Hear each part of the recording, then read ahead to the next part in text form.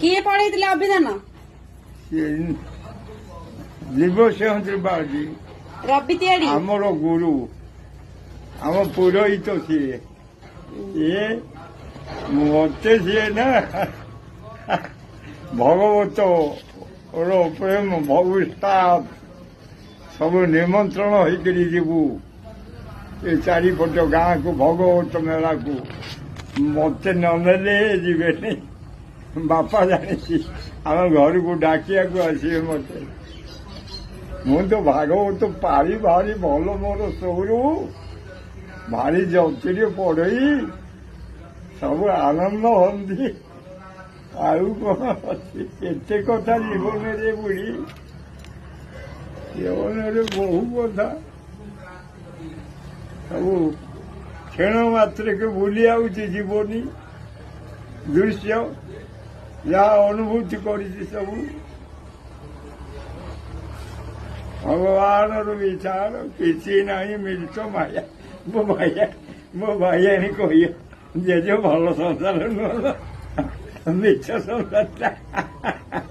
ମୋର ମନ ପଡିବ କେତେ ନୀଳା ଲଗେଇଛି।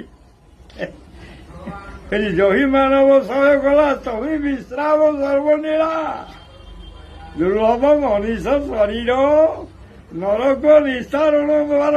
ଏମିତି ନାବ ଥାଇ ପୁଳେ ଯେମା ନତରେ ଭବ ଜଳେ। ସେ ମୂଢ ପତିତ ପାମର କାହୁଁ ତରିବ ତମ ଘର। ସେ ହରି ହରି କରିବେ ଭବ ପାରେ ଆନନ୍ଦେ ବୋଳ ହରି ହରେ।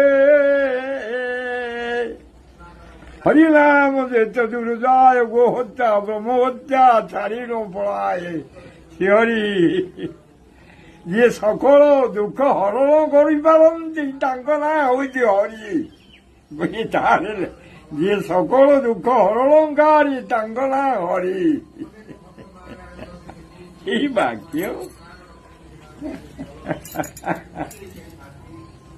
ଯୋଗ ସମର୍ଥକୁ ଦେଖ ସମସ୍ତ ପ୍ରାଣୀକୁ ଉତ୍ପନ୍ନ କରୁଥିବା ଓ ପ୍ରାଣୀମାନଙ୍କର ଧାରଣା ତଥା ଭରଣ ପୋଷଣ କରୁଥିବା ମୋର ସ୍ୱରୂପ ସେହି ପ୍ରାଣୀମାନଙ୍କଠାରେ ନାହିଁ। ସର୍ବତ ବିଚରଣଶୀଳ ମହାନ ବାବୁ ଯେପରି ନିରନ୍ତର ଆକାଶ